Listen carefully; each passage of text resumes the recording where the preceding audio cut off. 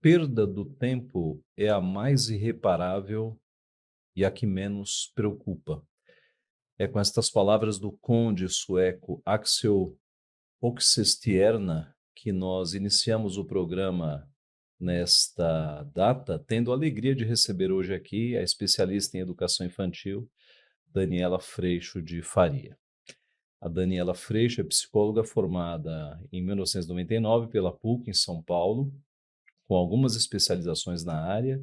Seu trabalho com crianças e famílias começou em 2001 e se desenvolveu em muitas frentes de trabalho: consultório, palestras, cursos, livro e um canal gratuito no YouTube e em outras redes.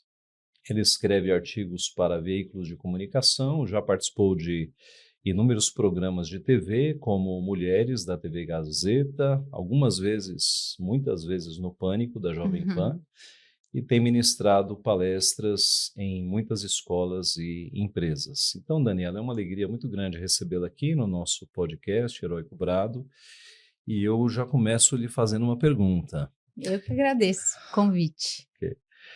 Sobre a questão das telas, das crianças nas telas. Tem sido uma reclamação dos pais para ti essa questão, e quais são os riscos que você vê em essa fixação de crianças e adolescentes nas telas? Eu acho que está cada vez mais difícil, porque está começando cada vez mais cedo, né? Então, a ideia é que quanto mais tarde, melhor. E as telas, elas vão gerar um prejuízo, né? Desenvolvimento cognitivo, desenvolvimento social, fala.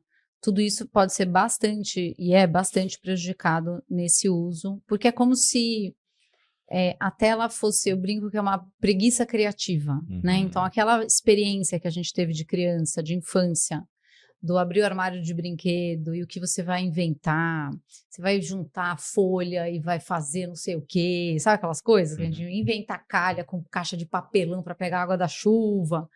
Tudo isso vai sendo perdido de vista, né? Vai se perdendo num espaço de bem-estar imediato muito grande. Então, a tela, ela vai acabar gerando essa resposta rápida de prazer. Então, a hora que eu estou jogando um joguinho, eu canso, eu mudo para outro. O desenho, eu aperto um botão, ele está apagado, eu começo outro. O colorir, outro dia eu estava vendo isso, eu encosto, pintou de vermelho, eu encosto. Então, assim, toda a parte de habilidade fina, desenvolvimento criativo, de espaço de acertos e erros, né, do processo de aprendizado das coisas, tudo isso vai sendo prejudicado. Então, quanto menos, assim, não faz sentido dar tela para uma criança pequena, em momento algum. Agora, a partir de, 7 anos, você pode escolher, e aí entra um pedaço dos pais de uma curadoria importante para o que assiste, né? Quais desenhos? Hoje tem desenhos muito acelerados, então porque quanto maior a tela, melhor. Então, imagina que é melhor ver um filme na televisão, um desenho na televisão, do que eu estar nessa interação imediata, né? Mas mesmo a televisão, eu lembro, eu tenho uma filha de quase 21 e uma de 17. A gente assistia televisão e tinham programas, DVDs, por exemplo, eu amava aquilo, chamava Baby Einstein. Conheço. Conhece? Que tocavam as músicas clássicas. Meu filho mais velho assistia muito. E aquela bola vermelha descendo devagar, os instrumentos e as cores. Então, permanecer nessa lógica educativa. Hoje, você vê os desenhos nesse estímulo a cada 30 segundos, 5 segundos, 10 segundos, mudança de cor, som, o que gera todo esse espaço de dopamina pobre mesmo no cérebro, e as crianças ficam viciadas em desenho. Então, mesmo colocar para assistir na TV, vai ficando mais difícil. É triste isso, né? Porque você botava um Baby Einstein, você estava tranquilo de que a gente vai assistir algo que realmente... música clássica, música clássica, né? O visual lento.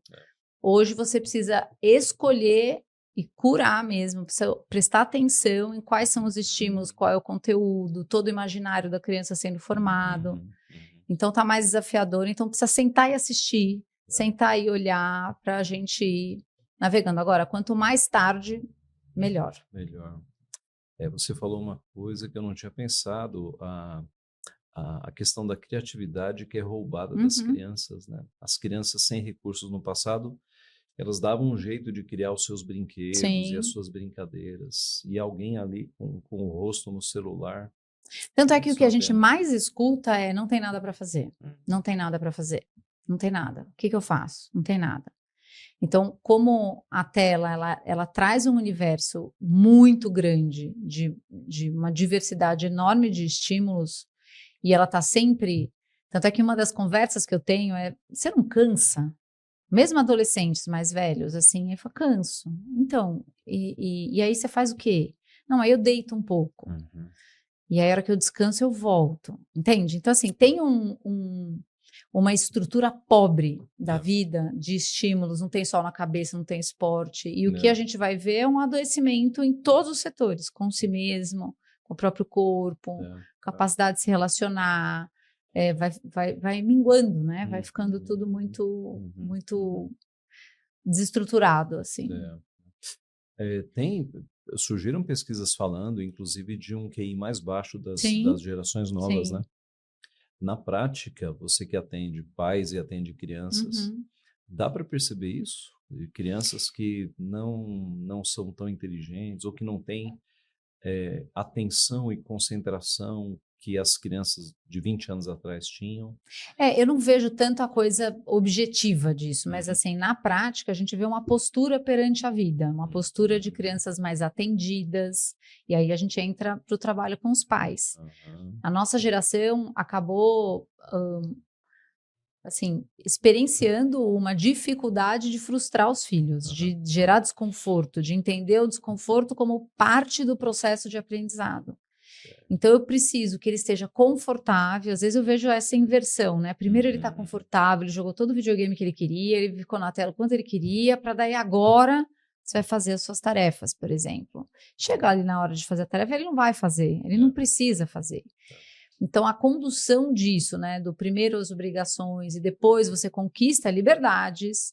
E Uhum. caso você tenha enrolado, tenha ficado largado, não tenha feito, infelizmente você ainda precisa fazer, você perde os privilégios. É uma lógica que, pelo desconforto, vai gerar um bom posicionamento. Então, quando entra essa correção dos pais, é possível ajustar. E aí a gente vê, é tão lindo, né? Você começa a ver esse desenvolvimento sendo retomado. Mas há uma dificuldade muito grande em desagradar os filhos, né? É.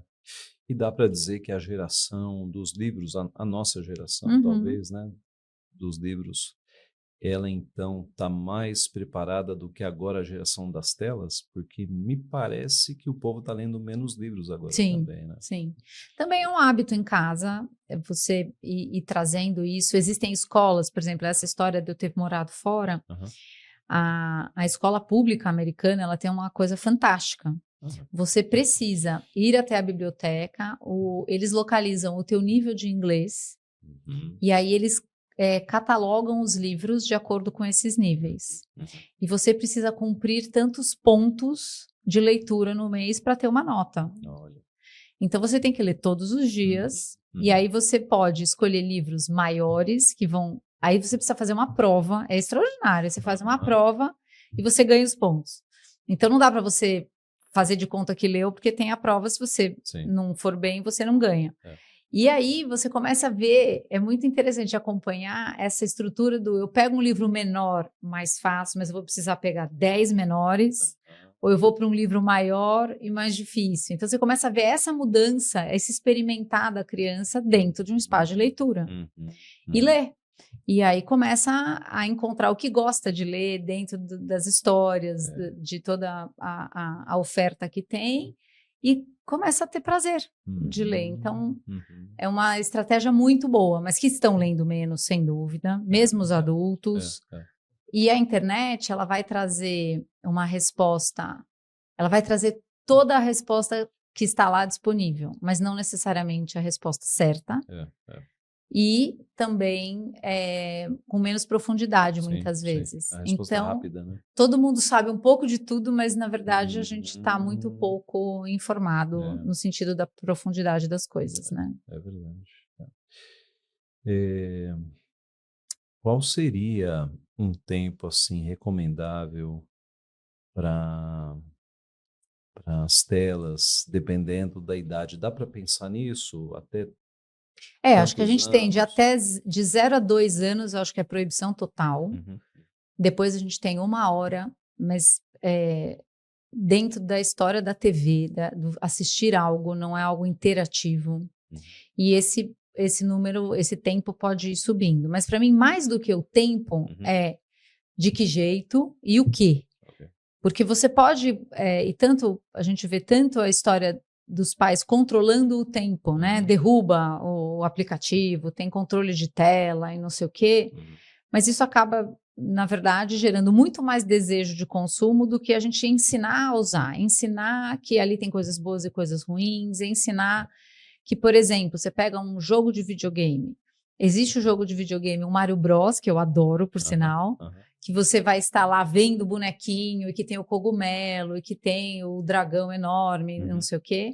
Mas você vai ter o jogo em primeira pessoa que você está com um cano de uma arma e você está dentro de um espaço totalmente feito para você estar inserido dentro de uma dinâmica de guerra.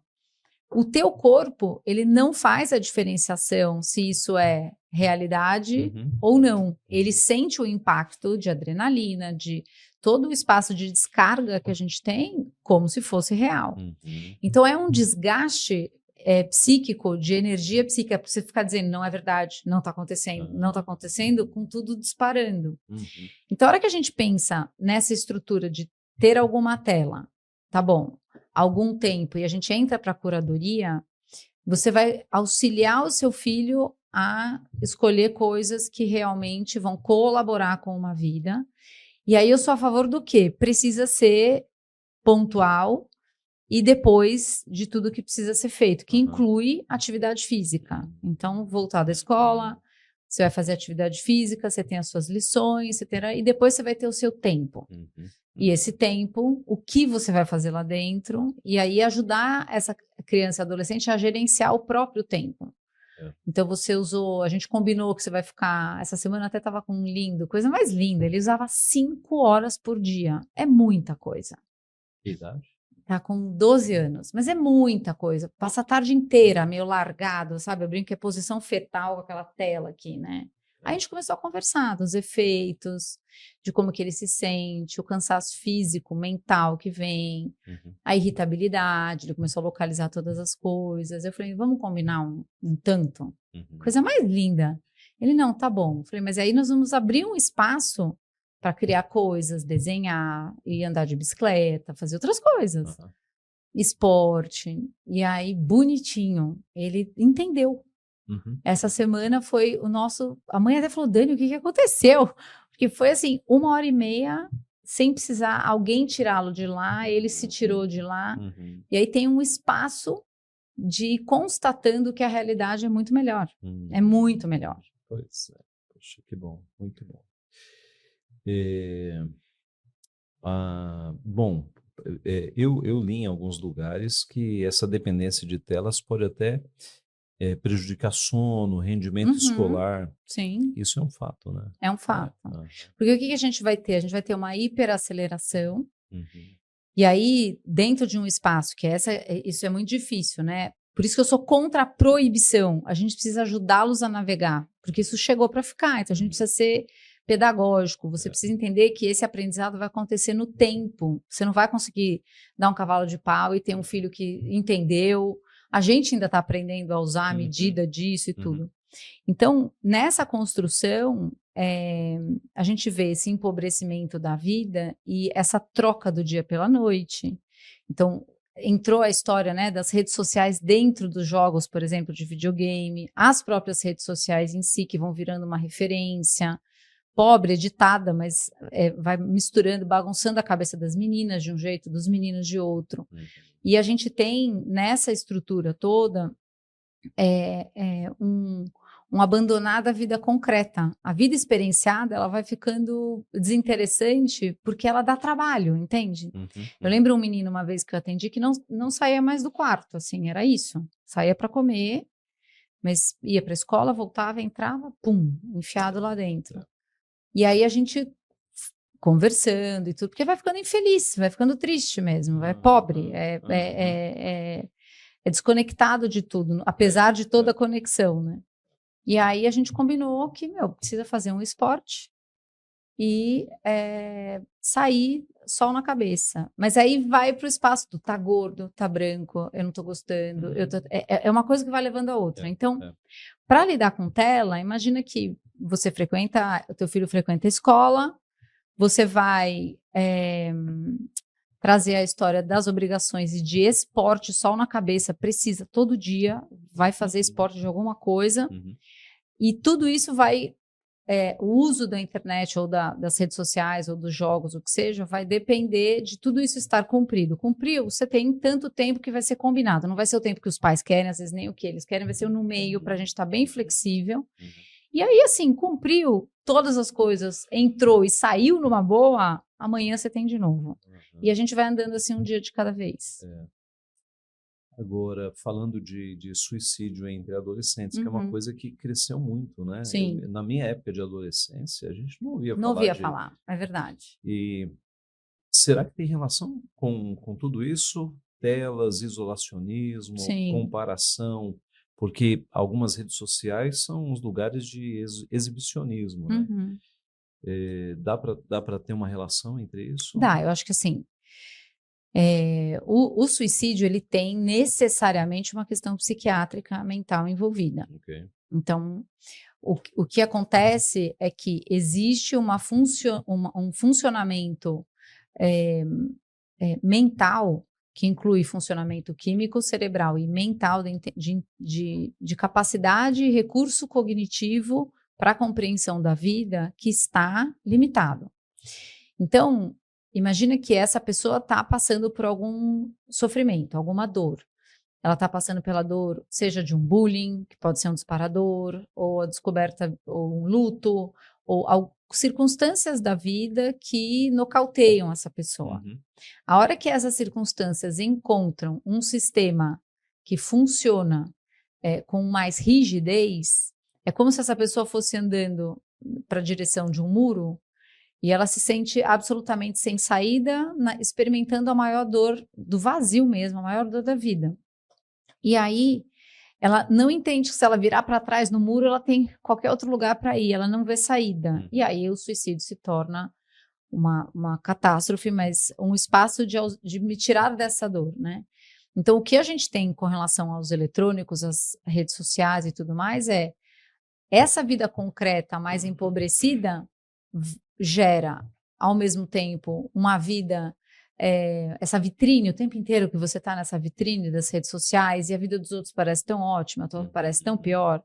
E aí você começa a entrar tanto em comparação, quanto tudo vai ficando mais difícil, você perde perspectiva da realidade da vida de todo mundo.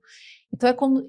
E essa lógica do bem-estar imediato o tempo inteiro, a todo momento, todo mundo tá ótimo, né? Todo mundo tá ótimo nas redes sociais. E aí, juntando todas essas coisas, em algum momento, infelizmente, isso se rompe, né? Essa estrutura fica insuportável, né? Você mencionou em duas respostas dopamina e depois adrenalina, quer dizer, são substâncias corporais. Sim. Então, dá para ficar viciado em eletrônicos. Sim, né? total. E isso significa também que algumas pessoas, se não forem bem orientadas, vão ter quase nenhuma chance de sair, né?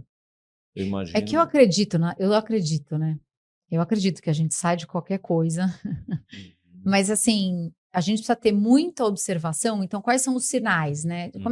Como é que eu olho que tem alguma coisa que está entrando em desequilíbrio?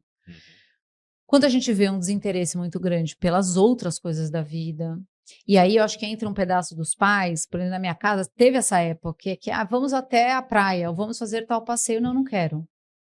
Mas aí você olha, tá lá, largado dentro do quarto, tá com 16 anos, eu falo, não importa, é o passeio da família, nós vamos. E às vezes para os pais é muito difícil suportar essa cara feia, essa postura que às vezes não está agradecida de estar lá. Então você levou para a praia, ou fez a viagem, ou fez o passeio, levou para jantar fora, aí você começa, é um ingrato, não dá valor a nada. Suporte esse processo, entende? Porque a experiência, eu tive uma história muito forte com um menino também do quarto total, e a gente começou a fazer isso, tem que ir para a praia, ao passeio da família. E ia para a praia, nossa, era assim, de capuz, moletom, Na praia. capuz, tipo, irritado, com o celular, tudo bem, não tem problema nenhum, ia pra praia. E aí senta embaixo da barraca, passa a praia inteira no celular, de capuz embaixo da barraca. Você olha como um adulto e pensa, meu, não adianta, tarará, não importa, leva o cara pra praia de capuz. Uhum. Aí, sei lá, 2 semanas depois, ou 3, bum, praia de novo. Ah, mas que droga, não quero, não importa, tem que ir à praia, tal. Bom, já estamos sem capuz embaixo da barraca, Uhum. celular. Mas a cabeça começa a levantar, sabe? Porque tá todo mundo jogando bola, o outro tá mergulhando. Existe uma vida de experiência concreta no corpo Uhum. muito mais potente num mergulho do mar do que eu continuar deitado no meu quarto vendo celular. E aí, você vai vendo gradativamente, tira o moletom, já tá de camiseta e shorts.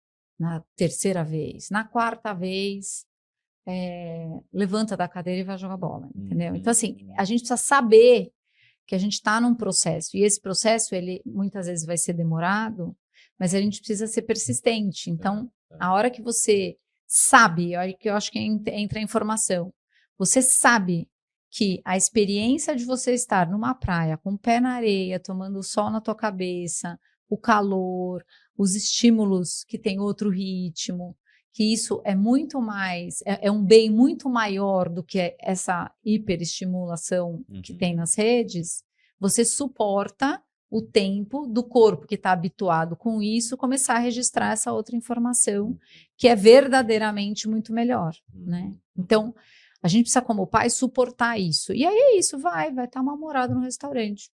Não importa. Comeu a comida boa, viu gente, viu alguma coisa engraçada, tá dentro de uma conversa. A gente precisa suportar a virada, entendeu?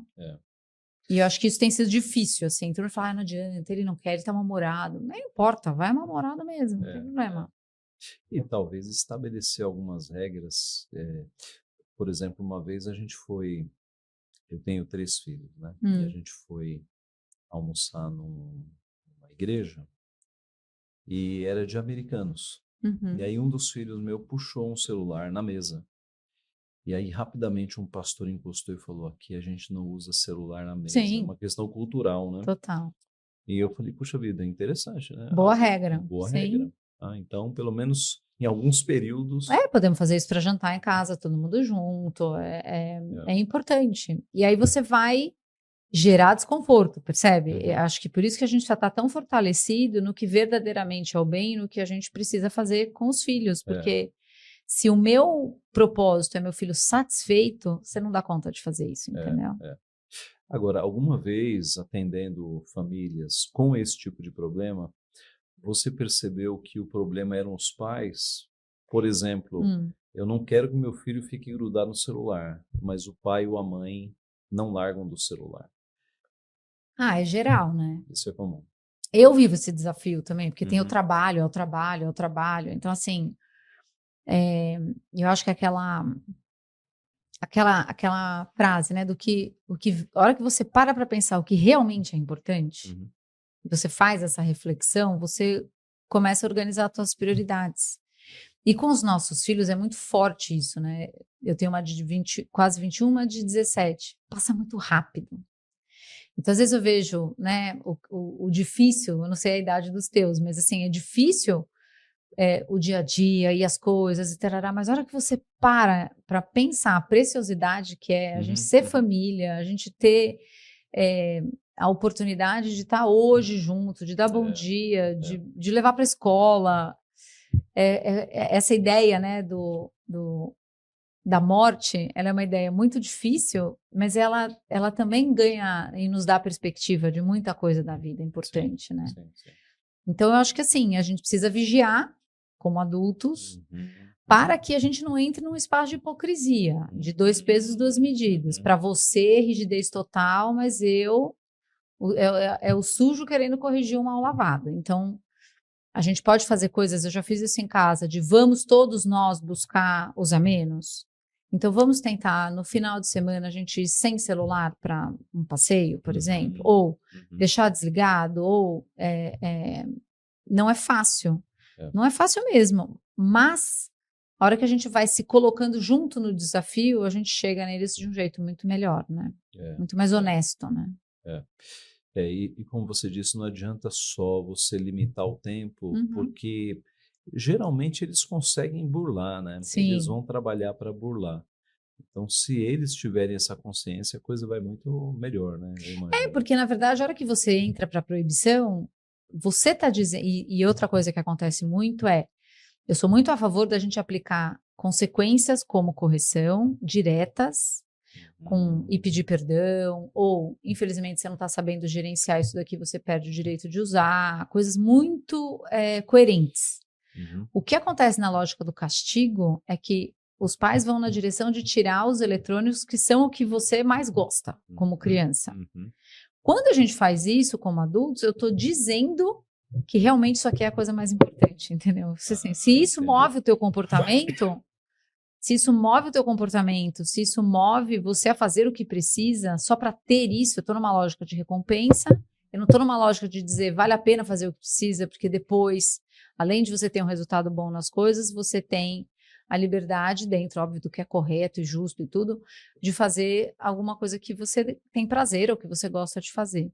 Então, eu sinto que, assim, a proibição, eu já tive, gente, menino que construiu um roteador, porque desligavam a internet, construiu, de tão inteligente que é, muito, construiu um roteador, já tive outros que é isso, eu aprendo a senha, eu aprendo a burlar, e o que é muito comum também é como derruba a rede social, derruba o que quer que seja, muitas vezes eles falam, né, de ter ficado aberto o celular, tá contando o tempo, eu não estava lá. Então sempre tem uma lógica de injustiça, de é injusto, aí eu tenho raiva desse pai que derruba o meu negócio e tudo mais. A hora que você entra, então tá bom.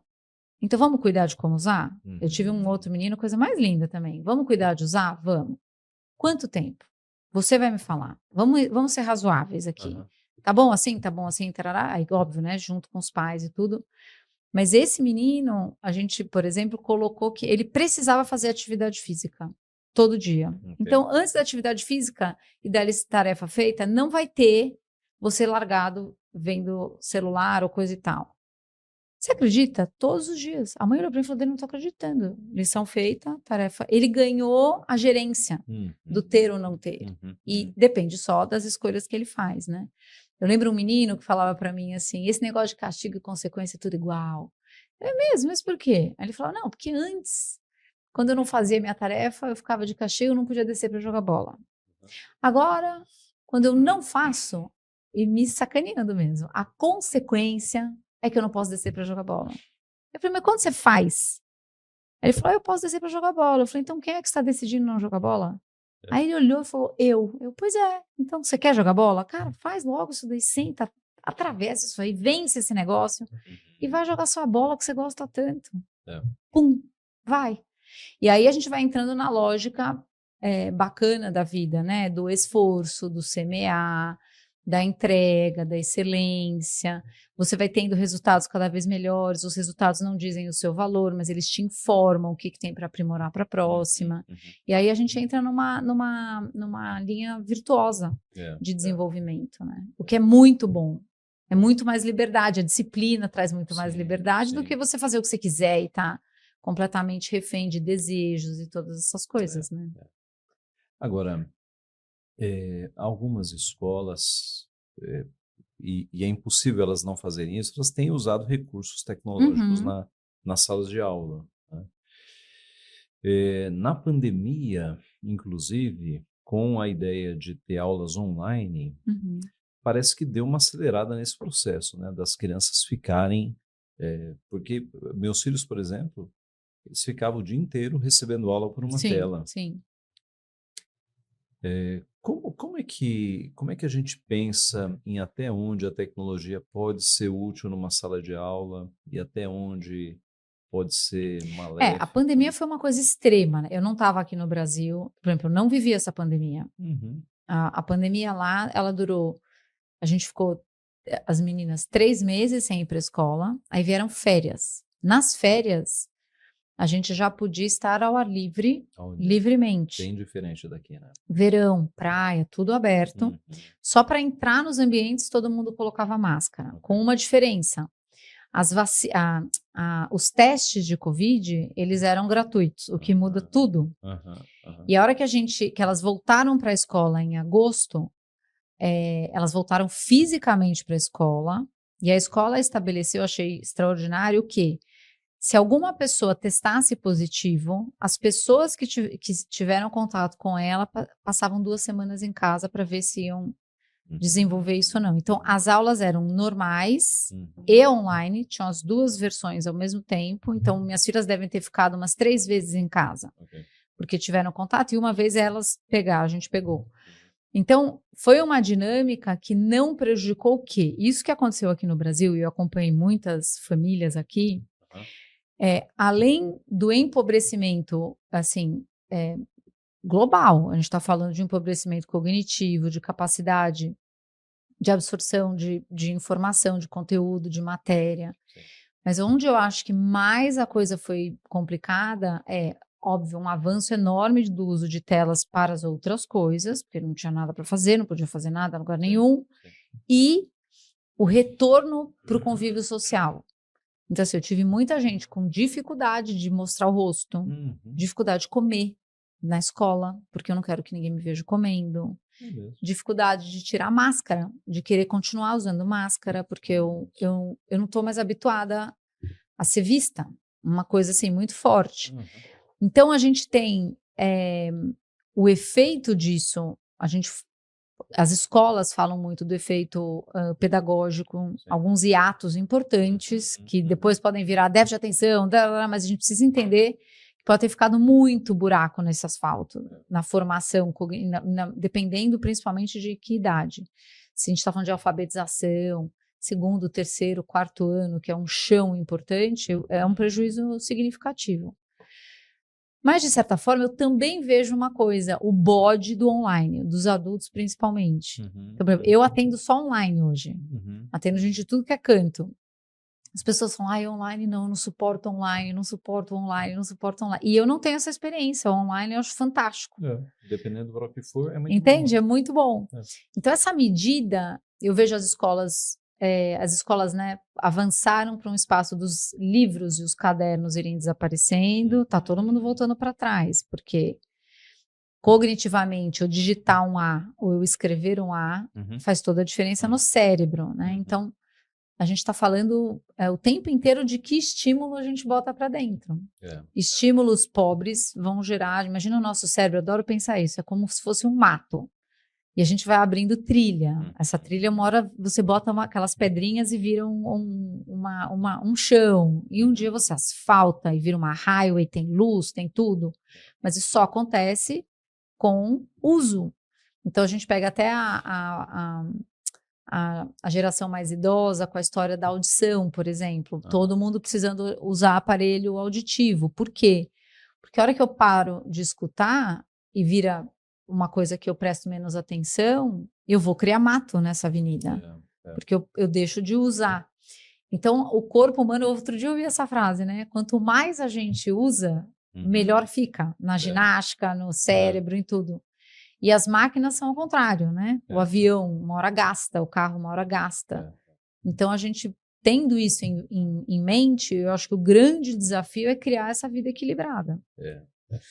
E de fato, né, a gente eu conheci pelo menos 3 homens que chegaram aos 80 anos e lendo muito, e lendo, assim, totalmente lúcidos. Exato. Um dia desses eu entrevistei o Dr. Ives Gandra com 90 anos. Esse é extraordinário. Totalmente lúcido, citando incrível. datas e nomes. Sim. Então, é impressionante como o cérebro, bem trabalhado, ele rende, né? E se a gente parar para pensar, nosso corpo precisa de musculação, o cérebro precisa de estímulo, e o digital, ele tira a gente de tudo isso. Então, veio para ficar e tem coisas extraordinárias, né? A ajuda que a gente tem hoje com elaborar coisas mais rapidamente, um chat GPT que é uma coisa extraordinária, eu fico meio chocada vendo isso acontecer. Mas a gente precisa ter muita sabedoria para usar, porque se isso se tornar as nossas pernas, a gente vai adoecer, a gente vai ter problemas de demência, de coisas cada vez mais cedo, por falta de uso mesmo, né? É verdade. E se a gente está nesse meio do caminho, imagina os nossos filhos, entende? Porque a nossa geração, a gente ainda teve essa infância do andar no muro.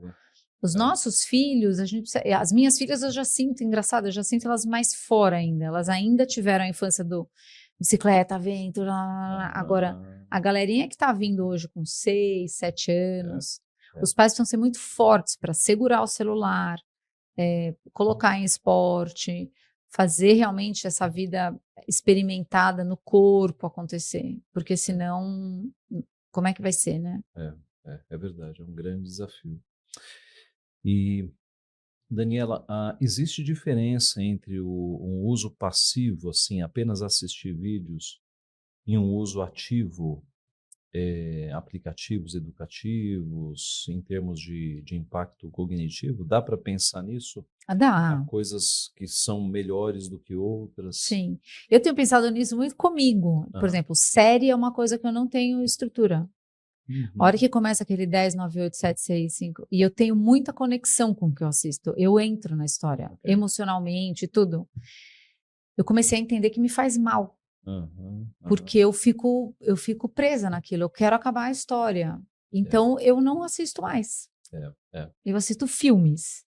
E agora eu estou num outro ponto, tem filmes que me fazem mal. E aí eu acho que essa curadoria, né, do que a gente põe para dentro, na alimentação, no que a gente assiste, o que a gente consome, onde você põe teu tempo tão precioso, é um treino enorme. Que música você escuta, tudo. A hora que você começa a prestar atenção nisso, você fala, gente, isso aqui me ocupou. E o que a gente está falando? A gente está falando de energia psíquica mesmo. Aquilo me ocupou um tempo para digestão do assunto, mesmo notícia. Você precisa saber o que está acontecendo, sim, mas você fica lá afogado naquilo, ouvindo 1 milhão de vezes, te tira de fazer a diferença que você pode fazer na sua vida, no teu bairro, no teu trabalho e tal. Agora, é isso, né? A tela grande era um lugar muito seguro. Hoje, você precisa ver o que é que está sendo assistido, quais os valores que estão lá. Tem a história, né, que eu gosto muito da Janela de Overton. O dia que eu descobri isso, eu fiquei, nossa, é isso mesmo. Que é essa intensidade de informação cultural que a gente recebe e que vai normatizando algumas coisas. Então, se a gente olhar, essa janela, ela está sempre se movendo em cima de produção cultural. Então, vou pegar a minha época. Na minha época, existia uma janela que se movia para a mulher empoderada, a mulher independente, a mulher tarará, o feminismo, quem eram os homens, quem eram as mulheres e tarará. A hora que você tanto vê isso e tanto ouve sobre isso e tanto mergulha nisso, em todos os filmes, em todas as coisas, em todas as novelas, em tudo que a gente assistia, você fala, é isso. Então, existe uma atenção que a gente precisa ter com esse discernimento. Eu lembro vendo alguma coisa com as minhas filhas, e aí eu acho que é super rico. Assiste um filme, você está lá assistindo, você tem na sua casa os seus valores, a sua fé, a sua cosmovisão e tudo mais. E eu sou contra falar, você está proibida de não sei o quê. Óbvio, tem coisas que não, mas que não dá mesmo. Mas naquele limiar que vai gerar senso crítico, que vai gerar a capacidade de olhar e falar, meu, isso aqui não é verdade, ou isso aqui não é certo, ou isso aqui não é bom, vale a pena a gente assistir algumas coisas, mesmo no desenho, porque às vezes é isso, você está torcendo pro vilão da história, você está, algumas séries, quando você vê, você está torcendo para quem está fazendo tudo errado, né? Tem todo um espaço de uma construção do nosso imaginário para mover os nossos princípios e valores. Então, eu vejo essa coisa dos filmes, da coisa que a gente pode viver em família como oportunidade disso. E aí, vão ter coisas que nós vamos ter que sentar e falar, olha, isso aqui, vamos olhar por que não? Tá fazendo mal, tá trazendo tal coisa. Tem um jeito muito legal, eu fiz isso muito com as minhas filhas, que é, tudo tem idade indicativa. A idade indicativa significa que você já tem estrutura para digerir o que você vai assistir ou não. Então, às vezes vai ter um pesadelo depois. Use isso para falar, tá vendo? Quando você assiste algo que não está adequado para você, o teu corpo sofre, porque ele tem que botar isso em algum lugar lá dentro do coração dele. Precisa limpar, precisa tirar, é muito esforço. E a outra coisa que também é uma dica muito boa, a gente vai sentir desconforto e angústia.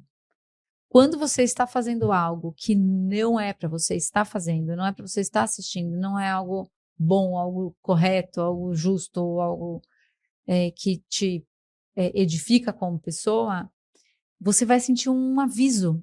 Tem uma angústia que bate. As crianças também sentem, tanto é que elas mentem, escondem e tudo mais. Então, reforce muito que essa angústia ela é um aviso importante do se tira daí. Sai desse lugar que você tá. Pode ser na casa. Eu lembro minhas filhas iam na casa de amigas. Eu falava, às vezes vão assistir filme de terror, por exemplo, que nem eu assisto, elas nunca assistiram. Se isso acontecer e você ficar desconfortável, primeiro você já sabe que não é bom, mas qualquer outra coisa, um filme de suspense ou qualquer outra coisa, angustiou teu peito, se tira dali. Vai para o banheiro, fala, gente, vou dormir, ou me liga, eu vou te buscar, porque só dormia mesmo em casa de gente muito, muito próxima e tal, mas às vezes uma festa de aniversário, às vezes a gente dando esse senso de antena, né? Uma antena, uma percepção do que para elas saberem que do elas que podiam não é bom. escapar disso. E que você não precisa ficar lá num lugar, numa coisa que está desconfortável para você, né? Essa questão das séries, eu gosto muito de cinema e de séries, né? Já assisti muitas séries boas. Mas ultimamente eu tenho feito esse exercício. Eu olho para a série assim e penso, isso aqui serão horas e horas e horas e horas. E horas. Compensa? Não compensa. Não compensa. Não compensa. A menos que seja algo que vai trazer informações. Eu assisti uma série há pouco tempo atrás, The Crown, que fala da coroa inglesa. Sim. Falei, uau, mas... Aprendi. Exato. Exatamente. Então, quando é assim, você fala, isso aqui vale a pena. Sim. Tá? Agora, tem muita coisa que não a série vale A Casa de Davi, eu fiquei encantada com a série. The Chosen. Então, assim, tem séries que... Aí você começa exatamente a fazer essa curadoria, entendeu? Mas já tive séries que eu fiquei capturada. Eu lembro uma que era tão grande e eu me encantei. Era de romance espanhol e tarará. Por exemplo, as séries coreanas, que é desse amor que não encosta. Eu sou encantada com isso, mas são, sei lá quantos capítulos, não dá. Duram muito. Muito tempo. Aí minha mãe falou, não, filha, essa daí são só 8... Como é que é? 8 temporadas, cada um com 50. Eu falei, esquece, eu não vou nem continuar. Não dá, eu vou passar a vida assistindo isso, né? E é isso, que assiste no YouTube, a gente precisa ter conversa com os nossos filhos, porque na conversa, e aí tem outro ponto que é importante. Eu sou muito adepta da gente jogar semente. Porque nós adultos, a gente muitas vezes já tem uma visão, você já está enxergando que aquilo ali está ruim, ou que aquele pensamento está errado e tudo mais. Mas, se você chegar falando, você não pode pensar isso, você com sermão, com tudo mais, a gente vai fechar a conversa. Então, a nossa sabedoria implica em a gente conseguir manter a conversa aberta, mas jogar sementes que vão botar dúvida nesse lugar que ele está. E que, na vida concreta, ele vai conseguir compartilhar. Então, vou dar um exemplo. A minha mais velha... Teve uma época que teve algumas amigas, começaram com muita coisa com bebida, e muito difícil, lá nos Estados Unidos isso. E algumas coisas aconteceram de ruins, que é o que acontece mesmo, né? Se colocou em situações ruins e tudo mais. E ela vinha me falar. Então, a minha primeira atitude como mãe seria, se afasta da fulana, é uma péssima influência, não sei o que, não sei o que. Mas eu olhava e falava, gente, olha que oportunidade isso daqui. E aí eu dizia para ela, filha, a tua amiga está precisando de uma boa amiga do lado dela, acolha ela, deve estar sofrido, deve estar não sei o quê, deve estar, Aí ela já, é verdade, mãe. Eu falei, então seja uma boa amiga para ela, se bota disponível, se ela precisar conversar, não sei o quê, não sei o quê. Aí eu tirava da amiga, isso é muito poderoso, gente, aí eu tiro da amiga, porque normalmente eu iria, mas não, venha você fazer um negócio desse, não sei o quê. Não faça isso, porque daí você já encerrou a conversa.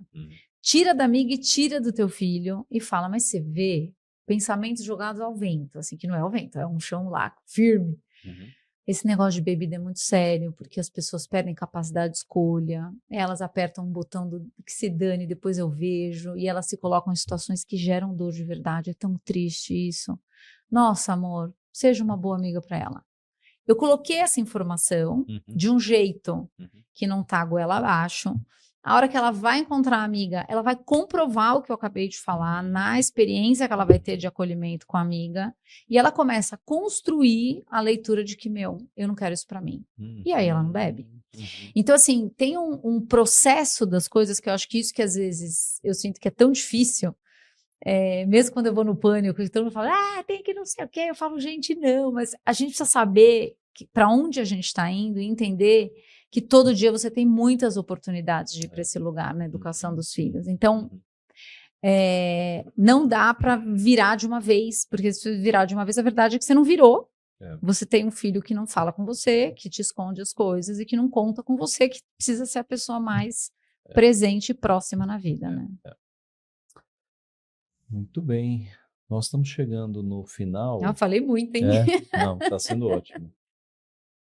E, Daniela, eu percebo nas entrevistas que eu acompanho, que você dá, que você é uma pessoa que tem sempre uma mensagem assim, de muita esperança, né? Assim. E eu fico imaginando, há muitos pais nesse mundo perdidos, não sabem o que fazer com o filho, com o adolescente, e você deve conhecer um bocado desses, né?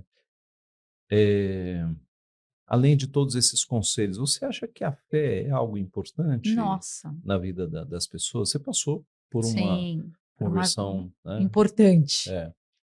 Que conselho você daria assim para esses pais que estão perdidos, achando não tem jeito, não tem solução?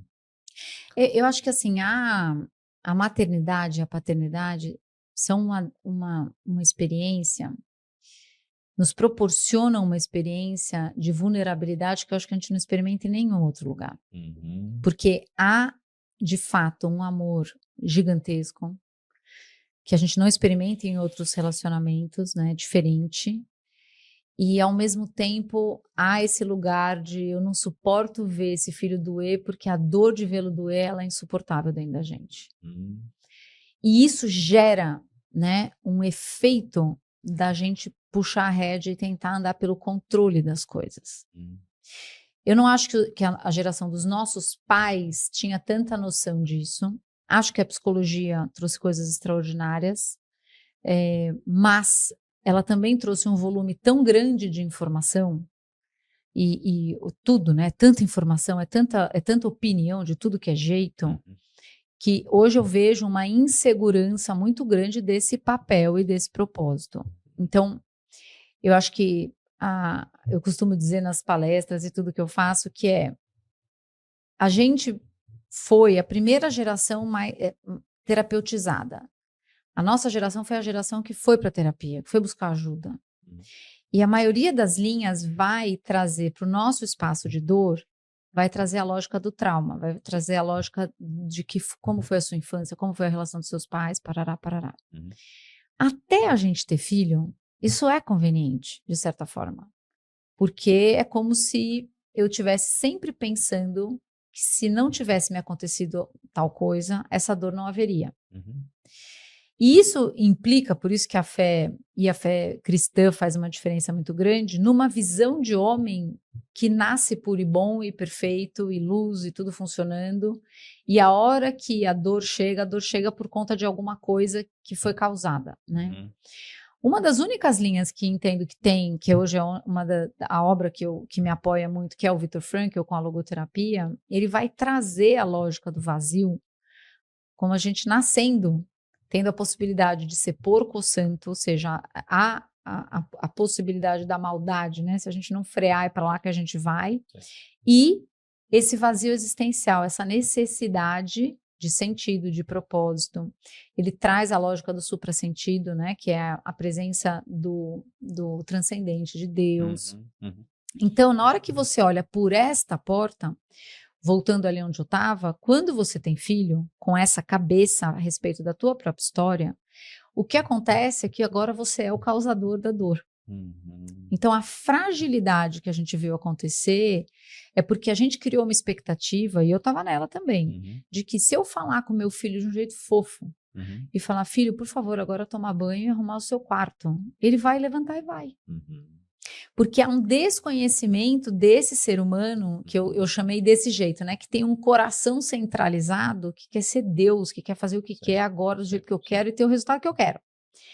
A tua criança, com 1 ano e meio, já mostra isso. Uhum, Então, a uhum, hora que a gente revisita e entende que é esse o trabalho que eu tenho feito, uhum, quem é o ser humano, e que uhum. seu filho está dando um ataque com 2 anos, isso é só um ser humano falho com o É, coração centralizado em ação, aham, você vai entender o processo de educação completamente diferente. aham, Porque o que, que acontece nessa geração? Eu vou lá todo falando fofo, a hora que ele não vai, eu uso estratégias que funcionaram comigo.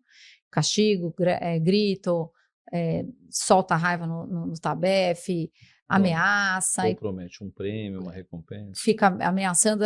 Aí esse adulto se culpa, porque ele pensa que ele está causando a dor que ele experimenta. Aí ele parte para levar o bolo de cenoura Uhum, na filho, tá tudo bem, você me ama ainda, entende? Então, essa estrutura está falida. é, Agora, a hora que a gente entende quem é o ser humano, nós inclusive, e a gente começa a buscar obedecer os mesmos bons valores e princípios que a gente os chama a obedecer, você vai ter obediência na sua casa, mas não pela lógica que eu também já vi muito dentro do meio cristão, do você tem que me obedecer, e eu sou incongruente, eu sou hipócrita, eu sou injusto. uhum, Então, o que eu vejo na família é que há uma possibilidade extraordinária do trabalhar de Deus em nós, uhum, para que a gente possa, com a mesma graça e misericórdia que a gente recebeu, corrigir, disciplinar com uma conduta correta, aplicando consequências, gerando desconforto, mas sempre com a misericórdia como o meio, né? uhum, E uhum. aí a gente transforma essa educação, né, que nessa linha primeira que eu estava falando, tem muito mais a ver com olha o meu filho andando por aí, o que ele diz sobre mim, é tudo vaidade muitas vezes, para uma linha de a gente se forjando no caminho, para um espaço de no caminho a gente está aprendendo, e como pais e como filhos, com perdão, por exemplo, com eu sinto muito você, eu adoro isso, eu sinto muito, você está me mostrando que você não está gerenciando isso, então infelizmente você vai perder esse direito amanhã, depois de amanhã você vai ter outra oportunidade. A gente, eu acho que tenta muito agir como Deus age conosco, mas a realidade é que a gente não é Deus, a realidade é que a gente é falho também. Então, quando entra a misericórdia, o perdão e os valores norteadores, a gente vai entender que existe um desafio muito grande dentro da gente, mas que a hora que você entende isso e usa disso como um processo para caminhar com seus filhos, a gente vai ver muita proximidade. Então, a minha filha mais velha um dia falou para mim: hoje eu acho que a gente é próxima. E eu falei: hoje? Tinha 15 anos, quase caí dura, morta, babando, né? Falei: por que, filha? Ela falou: hoje eu posso compartilhar com você os meus acertos e erros, porque você me escuta do lugar de quem também erra. Então, imagina que primeiro eu acolho o que for, e o amor não está em questão, né? Uhum, E a hora que isso acontece, depois você corrige.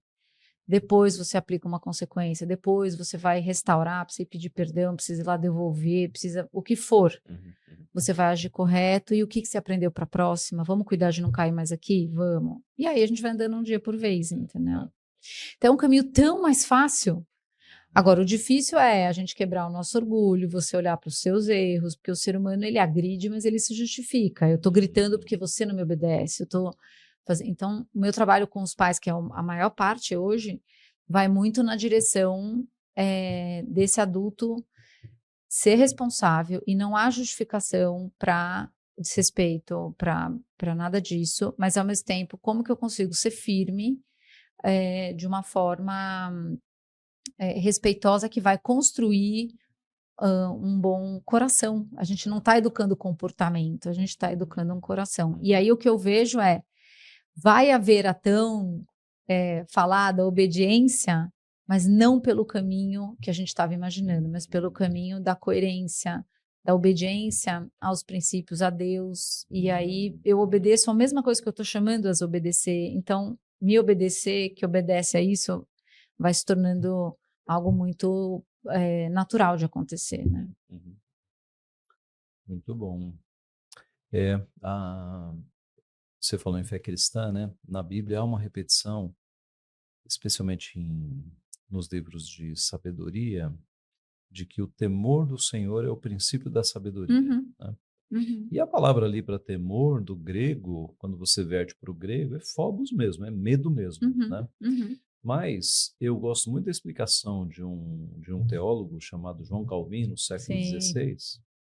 Ele diz que o temor a Deus não é aquele sentimento de horror em Uhum. que você viu algo terrível, mas é o medo de magoar o pai. Sim. É o medo de magoar o Para pai. mim vem muito assim, para mim era difícil isso no começo, mas para mim vem muito assim, eu recebi um amor imerecido Uhum. de tal maneira, com tamanho sacrifício, né, o sacrifício da cruz, que medo decepcioná-lo, né, que Isso, medo esse é o ponto. em não corresponder Uhum. a Um sacrifício tão grande. um sacrifício e a Ninguém um eu nunca te amo fez. tão grande, né? É verdade. Então você começa a não querer desagradá-lo. Uhum. E não querer desagradá-lo exatamente pela misericórdia que chegou, né? É a motivação. Pela graça, né? Muito bem. Muito obrigado. Que Deus continue abençoando a sua Amém. vida, a sua família. E a você que nos assistiu até agora, Deus abençoe e até o próximo programa. Até lá.